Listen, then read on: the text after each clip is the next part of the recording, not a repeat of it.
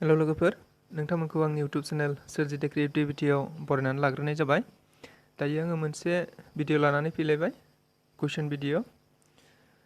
सिगाङाव जोङो सावरायबाय थादोंमोन Assam history part 1, part 2, part 3 सिम जों सावरायबाय। दायो आङो पार्ट 4 आसाम हिस्ट्रीनि भिडिअ लानानै फैदों। बेनिखायनो नोंथांमोनहा आंनि भिडिअखौ सिगांनिफ्राय जोबजासिम नायलांगोन होननानै आसा खालामनाय थाबाय। आरो नोंथाङा जुदि आंनि यूट्यूब चेनेलाव गोदानब्ला नोंथाङा साबस्क्राइब खालामनानै ला आरो अल बेल आइकनखौ थुनानै हो, मानोना आं जेब्लानो गोदान भिडिअ हगारो अब्लानो नोंथांनि खाथियाव सिगाङै भिडिअआ नुजाहैयो। आरो नायनानै जुदि मोजां मोनोब्ला सोरनोबा फोरमायनांगौ दङब्ला जाहाथे नोंथाङा नोंथांनि लोगोनो शेयार खालामनानै होयो, बेखौनो आं खावलायनाय जाबाय। थ' बिदिब्ला जोङो भिडिअसिम आवगायनोसै।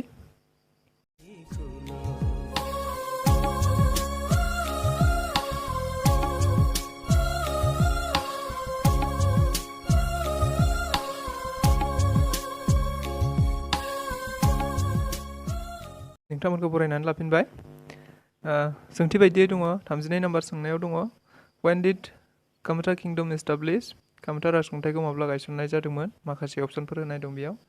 अपसन एआव दङ 1157, अपसन बिआव दङ 1257, अपसन सिआव दङ 1357 आरो अपसन डिआव दङ 1457। बेनि गुबै एन्सारा जाहैगोन 1257 एबा अपसन बि। नेक्स्टआव दङ 33 नम्बराव, Who was known as earliest king of Kamta kingdom? माने कामता राजखुंथायनि गिबि राजाया सोरमोन होननानै बुंनाय जादों। गोसोआव ला। कामता राजखुंथायनि गिबि राजाया अपसन होनाय दं माखासे। अपसन एआव दङ चन्दिया, अपसन बिआव दङ सिन्धुराय, अपसन सिआव दङ रुपनारायण, अपसन डिआव दङ सिंहादस। बेनि गुबै एन्सारा जाहैगोन अपसन ए चन्दिया। अपसन एआ राइट एन्सार।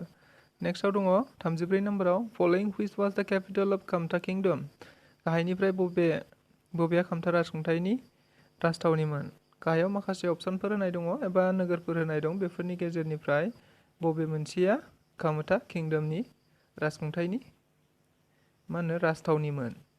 बेयाव अपसनाव होनाय दङ गुरगाव, डिमापुर, माइबं आरो कामतापुर। बेनि गुबै एन्सारा जाहैबाय अपसन डि, कामतापुर।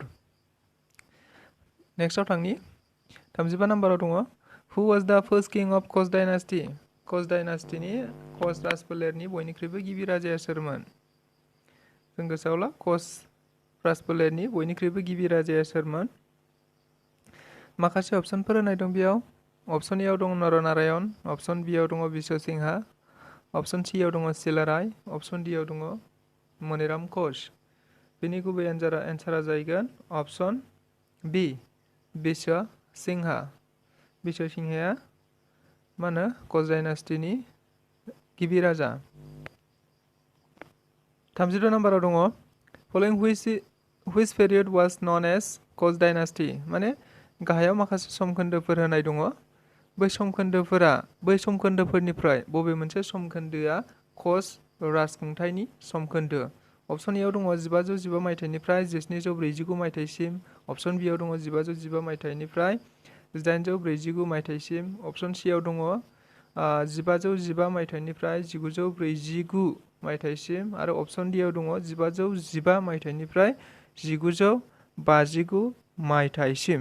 बिनि गुबै एन्सारा जाहैगोन अपसन सि, 1515 मायथाइनिफ्राय 1949 मायथाइसिम। बे समखोन्दोआ कच राजखुंथायनि समखोन्दो। नेक्स्टआव थांनि 37 नम्बराव, Who was the last king of कच डायनास्टी? माने कच राजखुंथायनि बयनिख्रुइबो जोबथा राजाया सोरमोन? बेयाव माखासे अपसनफोर होनाय दङ। अपसन एआव दङ बिश्वसिंहा, अपसन बिआव दङ नरनारायण, अपसन सिआव दङ मनिराम कच आरो अपसन डिआव दङ जगदीपेन्द्र नारायण। बेनि गुबै एन्सारा जाहैगोन जगदीपेन्द्र नारायण। गोसोआव ला, जगदीपेन्द्र Narayan. नेक्स्टआव, Hugh and Sang came to Assam during the reign of? बे गुबुन फरिखायाव इन्टारभिउफोराव बियो फैखांबाय। आसामजों सोमोन्दो थानाय गुबुन इन्टारभिउफोराव गोबां समाव गोबां कुइसनाव फैखांबाय। इम्पर्टेन्ट कुइसन बियो। हिउएनसांआ सोरनि राजखुंथाय समाव आसामाव फैदोंमोन? हिउएनसां फैनाय समाव आसामाव सोर राजखुंगासिनो दङमोन? बेयाव दङ फुसिया बर्मन। अप्शन एआव दङ फुसिया बर्मन, बियाव दङ भास्कर बर्मन, सियाव दङ सुहुमुं आरो अप्शन डीआव दङ गदाधर सिंह। बिनि गुबै एन्सारा जाहैगोन बयबो मिथिखायो अप्शन बी भास्कर बर्मन। भास्कर बर्मननि राजखुंथाय समाव हिउएनसांआ आसामाव फैदोंमोन। 39 नम्बराव दङ द फार्स्ट किं अफ आहम हु वाज एक्सेप्टेड द हिन्दु। माने सोर आहम राजाया गिबिसिनै हिन्दु धोरोमखौ आजावदोंमोन? सोर आहम राजाया गिबिसिनै हिन्दु धोरोमखौ आजावदोंमोन? अप्शनफोराव दङ फुसिया बर्मन, भास्कर बर्मन, सुहुमुं आरो नान अफ दिस। बेनि गुबै एन्सारा जाहैगोन अप्शन सी सुहुमुं। सुहुमुंआनो गिबिसिनै हिन्दु धोरोमखौ आजावदोंमोन। नेक्स्टआव थांनि 40 नम्बराव in which year Sukaphaa establish the permanent capital in Charaideo. गाहायाव माखासे सम होनाय दङ, इयार होनाय दङ। बबे मोनसे इयाराव सुकाफाया सराइदेवआव गावनि राजथावनिखौ अरायसमनि थाखाय गायसनदोंमोन? सुकाफाया सराइदेवआव गावनि राजथावनिखौ अरायसमनि थाखाय माब्ला गायसनदोंमोन? कुइसना उल्थां फाल्थां जानो हागौ। जिखुनु जाया सराइदेवआव पार्मानेन्ट केपिटेल एबा राजथावनिखौ माब्ला गायसनदोंमोन? अप्शन एआव दङ 1253, अप्शन बीआव दङ 1263, अप्शन सीआव दङ 1273, अप्शन डीआव दङ 1283। बेनि गुबै एन्सारा मा जागोन? बेनि गुबै एन्सारा जाहैगोन अप्शन ए 1253 मायथाइयाव सुकाफाया सराइदेवआव गावनि राजथावनिखौ अरायसमनि थाखाय गायसनदोंमोन। 41 नम्बराव दङ द कच कइन वाज नन एज। बेबो इम्पर्टेन्ट जागोन आरो गुबुन गुबुन एग्जामफोराव बेयो फैखांबाय, जों गोसोआव ला। कच रांखौ मिथिनाय जायो गोदो गोदायहाय कचफोरा गावसिनि रांखौ मा मुङै मिथिनाय जायोमोन होनदों?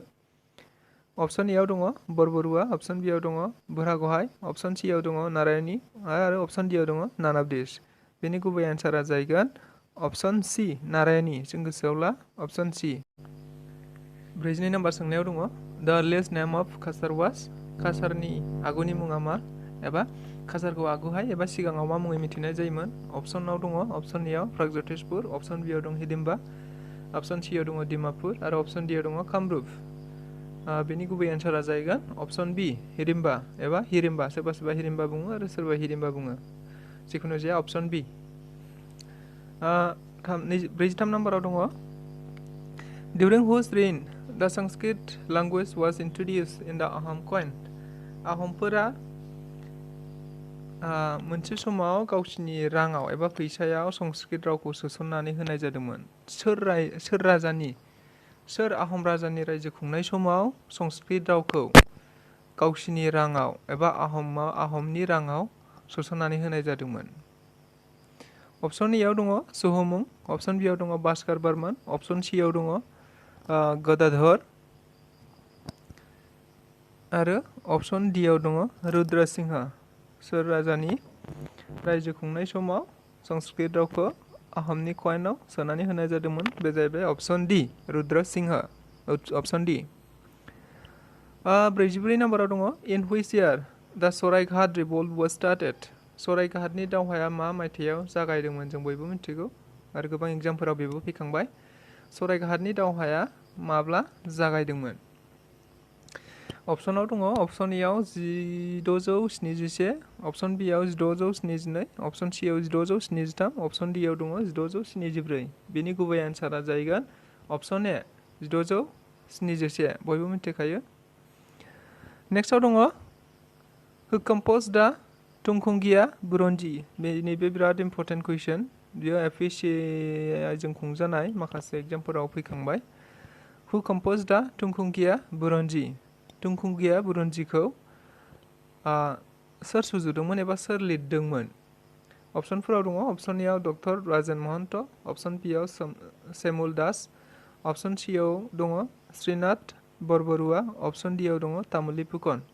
बेनि गुबै एन्सारा जाहैगोन अप्शन सी श्रीनाथ बरबरुआ। गोसोआव ला श्रीनाथ बरबरुआ। नेक्स्टआव दङ 46 नम्बराव द शेप अफ आहम कइन वाज। मा होनो? नैबेबो बिराद इम्पर्टेन्ट कुइसन। आहमफोरनि रांनि महरा माबायदिमोन? सोरनाबा दुलुर थायो, सोरनाबा जेनेबा सारिखनिया थायो, सोरनाबा माबा माबि थायो। खिन्थु आहमफोरनिखौल' सोंनाय जादों बेयाव आहमफोरनि रांनि महरा माबायदिमोन, मोनबेसे खना दंमोन थारमाने।